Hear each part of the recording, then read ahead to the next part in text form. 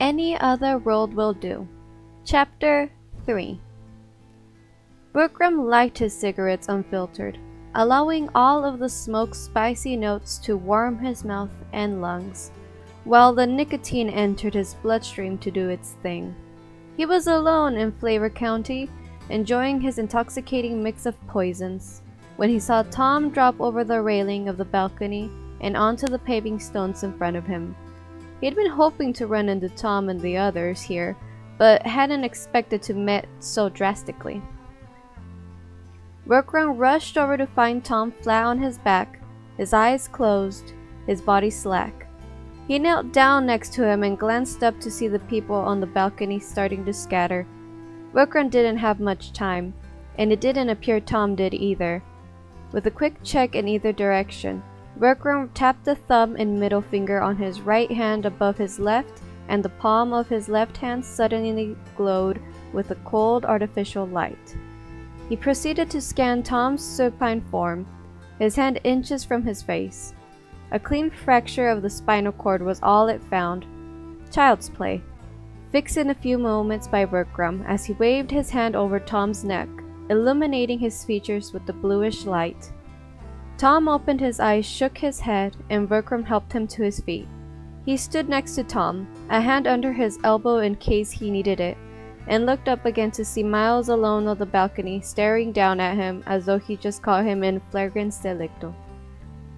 The sight of Tom lying broken on the ground had left Miles lightheaded and a little nauseous. He licked his lips, his mouth dry, feeling the goose flesh on his arm despite the sultry temperature. The sight of Tom now standing and apparently unhurt would have been a relief, if it weren't for the spooky way it seemed to have been accomplished. Bertram momentarily froze in Miles' bewildered state. The cigarette still dangling from his lower lip, smiled uncertainly and waved hello. "You made it," he called up. "Uh-huh," said Miles. Chrissy and Mary burst out of the building and ran over to Tom, stopping short of him, more than a bit surprised to see him standing. They started looking him over, reaching out to touch him as if he were Lazarus risen. More people emerged, relieved to discover their night hadn't taken a tragic turn. A few of them laughed and started slapping a disoriented Tom on the back. Miles made his way down in a haze, wondering what could explain the black magic he'd seen Bertram perform. Was it merely a trick of the light? A reflection from a street lamp or a scooter's headlight? He'd drunk a lot of beer that night, but beer had never made him hallucinate before. Maybe it was the wine-soaked cigarette butt he ingested? By the time he found the others in the street, he concluded that there had to be a rational explanation for whatever he thought he saw. "Hola, Miles," said Bertram. "I was looking for you." We were looking for you," said Miles. "Well, Tom found me." Miles turned to Tom and asked, "How are you feeling?" Tom shook his head and smiled. "Like I could have made it," he said. That snapped Miles out of his daze and he laughed. "You want to head back up and try again?" he said. "No," said Chrissy. Tom and Bertram laughed, as they all started slowly heading in what Miles assumed was the direction of the Plaza Real. The only evidence of Tom's fall were his clothes, the back of which were scuffed and dirty, or at least more so than they had been when they left the hotel. Bertram walked behind the others, and Miles fell in step beside him. "I saw him fall," he said, hoping to prompt a response. Getting none, he continued. "Look at him lying there. I thought he might be dead, or have a broken neck." "Well, he wouldn't be walking around now if he had," said Bertram.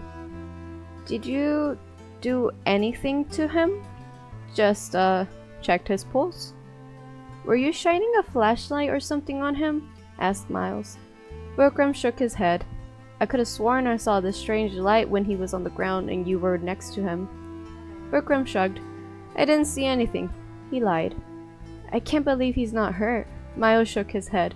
"I mean, he's lucky to be alive, but he doesn't look like he even has any broken bones or anything." "It is remarkable," Bertram said, as though it were a fact hardly worth remarking on. "But it was only the second floor, about a 5-meter fall." "Yeah, but onto a stone street," Miles countered.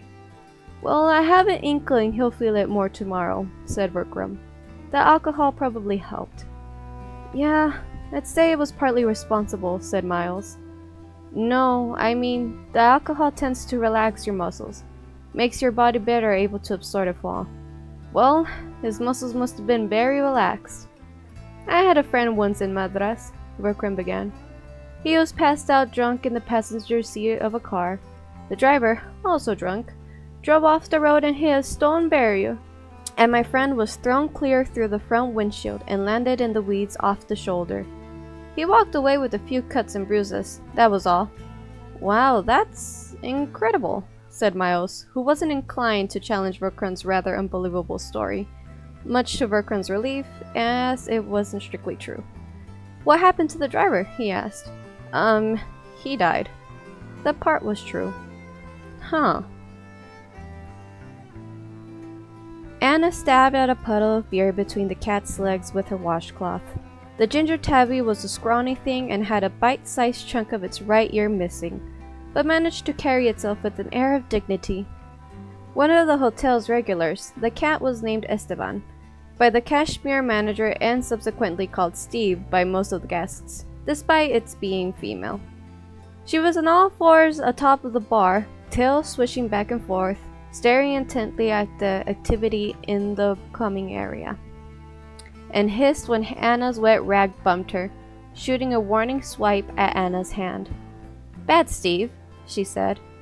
Steve glared at her a moment and then went back to ignoring Anna, keeping her vigil over the common room, now shifted into a more casual position with her hind quarters down and tail wrapped around her front paws. Anna snuck a peek at the watch, 1:45 in the morning. Only a little over an hour left before quitting time. A platoon of drunken Brits had descended on the Kashmir, and now only the most inebriated remained. They were singing, badly, along with an American playing an almost unrecognizable version of Peace Train on a beat-up acoustic guitar. The tunes of an early 17th era singer-songwriters were the only ones these guitar-toting backpackers ever seemed to know. The early morning crowd at the Kashmir was usually a lively one, but that was not always a good thing. The more Anna worked behind the bar, the more time spent as the only sober one in the room full of drunks, the less enduring it all became. Anna grew up around enough alcoholics and addicts to know the difference between a good drunk and a bad drunk. All the people thought they were good drunks. Those were the drunks you had to watch out for. Anna de Wicht had been born in the capital of the Dutch colony of Suriname, a backpacker called Paramaribo, referred to as Parbo by the locals, on the Caribbean coast of South America, raised by her mother in a neighborhood of ethnic East Indians and Creoles. Anna never knew her father. She also never knew she was poor until she immigrated with her mother to Amsterdam in 1975, an immigrant quarter of the city known as Zuidos, Southeast, which on the map of Amsterdam hung off the city proper like a ripe dingleberry. Not for Zuidos, the quaint canals, gravelled brick facades, stone bridges, and tree-lined streets of central Amsterdam.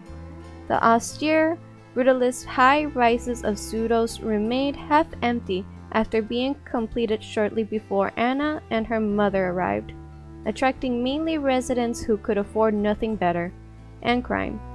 They were two among hundreds of thousands who left their home for the Netherlands when Suriname was granted its independence.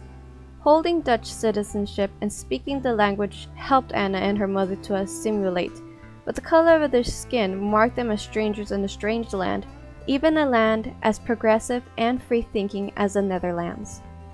The most valuable thing Anna possessed was her mind. As a young girl in Paramaribo, she had displayed an uncanny knack for languages. It was a perfect place for a polyglot, in some ways, as most people spoke both Dutch and English, and there were a dozen other languages spoken regularly on the streets of the capital, including Strengna, Tongo, a local melange of Dutch, English, Spanish, Portuguese, French, and an African Creole dialect known as Saramak. At the age of 4, Anna came home one day and tried out a few snatches of the Hindi she had picked up from a neighbor of her mother. Anna's mother, Evelyn, just shook her head and worried that the poor girl would grow up speaking a mixture of all languages and hence none. "Don't you know what it means?" Anna asked. "No, sugar, I don't. Why don't you tell me?" I think it has something to do with food, she said. Good to know. Anna soon absorbed the meaning behind the new words and phrases she learned, then sorted and categorized them in their proper languages, mentally flagging the words many of them shared in common, which tongues derived from the same root language, which ones were older, which used different alphabets, and so forth. When 12-year-old Anna arrived with her mother in Amsterdam, she adapted to the colder climates and the alien surroundings. She found things to love about her new home, though the impersonal monolithic apartment complex was not one of them. Living in Amsterdam allowed Evelyn to take Anna on short weekend trips to the cultural center of Europe, Paris, Cologne, Bruges, London, whenever she could afford tickets on the train or ferry. Anna loved being a tourist, soaking up the unique atmosphere of each city or town and practicing her French, English, or German on the locals. Anna never truly considered Amsterdam her home, not in the way she had once thought of Barbo, but she understood the move as her mother's attempt to provide her with life choices she never had, and she did appreciate it.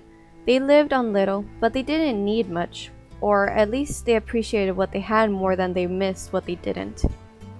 Anna's mother was educated enough, high school, and sharp enough to get and keep a string of low-paying office jobs.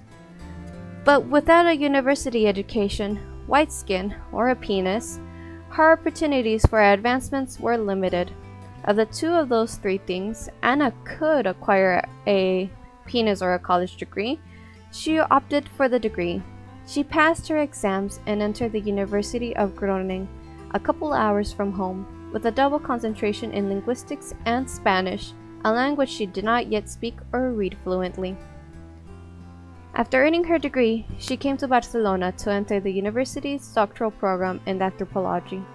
It was warm and sunny, which suited her, but after a year of bartending and studying primitive cultures, she was thinking of switching back to her first concentration, linguistics, or to something between the two. And that's where she was, cleaning up spilt booze around a stray cat in a bar at 2 in the morning, when her flatmate, Bertram, and a few other regulars popped in. Hola! They all yelled. The young guy who had been looking for Bertram earlier was with them. What's his name? He looked a little tipsy and a bit rattled. Some of the others were buzzing about something. Steve jumped down off the bar and darted into the common room past Bertram, causing him to flinch in barely concealed terror. He hates cats. You found him, she said, to which both Miles and Bertram nodded. Did Anders come back with you? She asked. Oh, I think he stayed behind at the flat we just came from, said Bertram. I imagine he'll be back soon. The party was starting to break up. Anything interesting happen? She asked. I'd say so, said Miles. Tom nearly killed himself falling off a balcony. Anna raised an eyebrow and emitted a while drying a beer mug, as though she heard this type of thing a lot. Tom's a bit shaken up, said Bertram. Fortunately, it was only a second-floor balcony. I wouldn't let him drink anymore, though. What happened?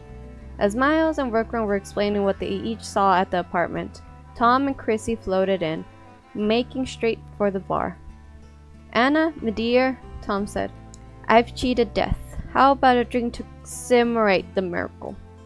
Thanks, I'm good, she said, looking him over curiously. I meant for myself. How about water? You could turn it into wine. That'll do. Tom raised his glass of tap water and toast and wandered off into the common room with Chrissy in tow. Well, I wouldn't mind a beer, Miles said. Not for me, said Bertram. I'm off to bed. Anna slid a foamy mug of beer over to Miles and exchanged a quick cheek-to-cheek embrace with Bertram. Night, Roomby, as he said his goodnights all around. Miles was too wired to go to sleep. Besides, he was alone with Anna now with Anders off somewhere. She was trapped.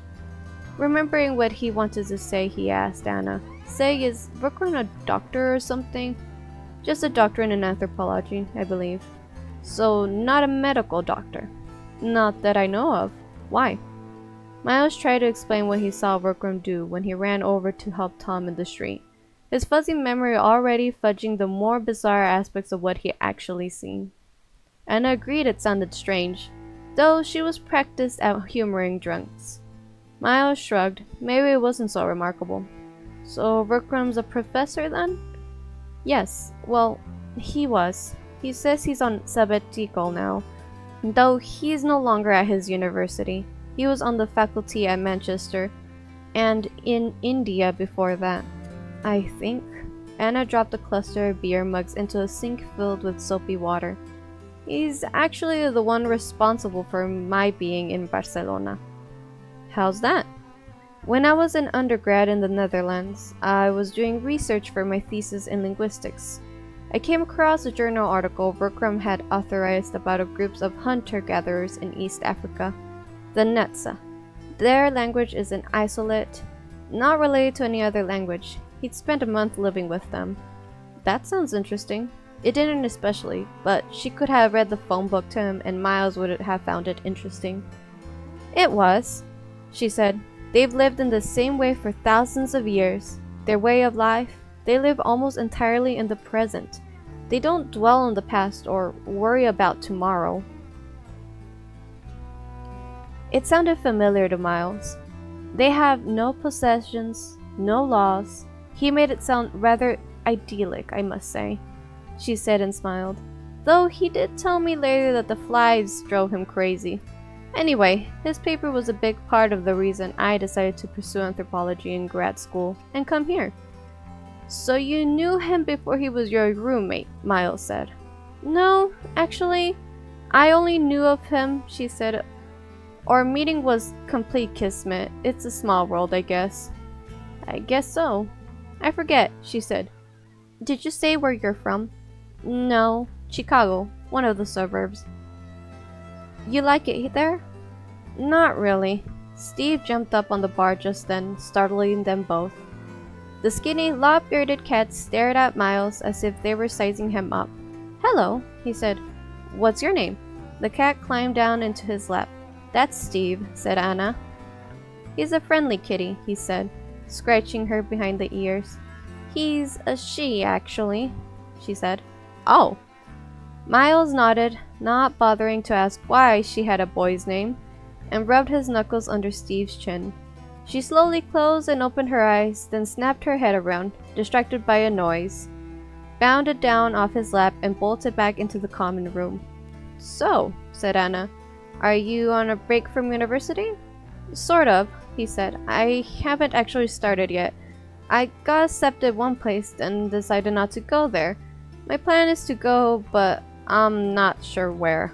My father passed away last year, and I guess I just needed to get away. Oh, I'm sorry, she said. I never knew my father, she added matter of fancy, then regretted it, laughed, something she did when she was nervous. Miles laughed, a little relieved. They shared a brief, comfortable silence. Anders? Miles said, turning around to see the giant slab of Danish beef parked in the doorway. There you are. Anders looked surprised to see Miles there. Miles, he said. A brief aha expression flashed across Anna's face. You ready? Anders asked her. Anna checked her watch. It's 3 already. Miles and I were just having a nice talk. He smiled, his humblest smile at Anders. I should close up. You staying at the Kashmir for a few days, Miles?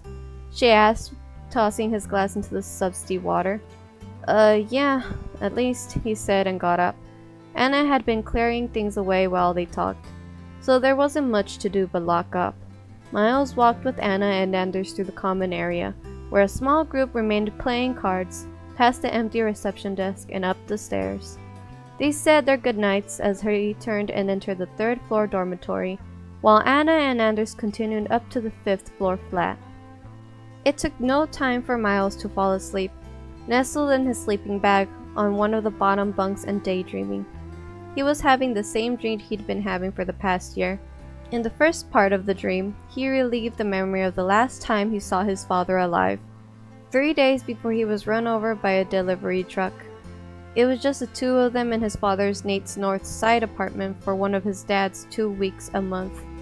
His younger sister Sarah away at band camp. It was after dinner, and Miles was asking him again why he wouldn't let him borrow the car. I told you already, his father said. Look, we could go see a movie. Why don't we see what's playing? I don't want to go to a movie with you, Dad. Fine, he said. How about a video? I don't want to watch TV either, said Miles. This isn't fair. Mom lets me use the car on weekends when I'm home. It's an hour drive from here. 45 minutes. Besides, whose fault is that? You're not driving my car to some party with your friends where there's gonna be drinking. I don't drink, said Miles, though he could hardly say it was a straight face. Where the best case scenarios, I only have puke to clean off the upholstery. Miles frowned. The answer is no, said Nate. Don't ask me again. This is bullshit, said Miles. I don't even know why I still have to stay with you every other weekend. What's the point? Nobody wants to. The only reason Sarah stays in Bend is because it allows her to go to camp twice a year instead of coming here. That was a low blow. Miles could see his father's fist clench and unclench. Why don't you just go to your room? It had been a few years since Nate had sent Miles to his room, but he was clearly out of ideas. Why don't you make me? Miles made his way towards the front door. Whoa, where the hell do you think you're going? Said Nate, watching his son defy him, an expression of anger mixed with defeat etched on his face. Out, he said. And you know what? Fuck this, and fuck you, Nate. After that, the dream always segued into the hazy time period just after his father died, and then into one of the number of surreal scenarios, usually involving Miles being questioned by the police without any pants on. He was woken up this time before the pantsless part by the couple in the bunk above him, pumping with loud determination. They were making the rickety bed frame creak and sending puffs of plaster dust and crumbly, unidentified bits of mattress innards into Miles's face. Miles had always had a phobia about being at the bottom bunk, afraid that the person above would fall through and squish him. Now there were two people on the bunk above him, doing everything in their power to test the integrity of the already flimsy-looking structure. After an eternity of this, finally a drawn-out crescendo of moaning and groaning. Then blessed silence. Miles began to drift back into the beginnings of unconsciousness. Then, again? End of chapter 3.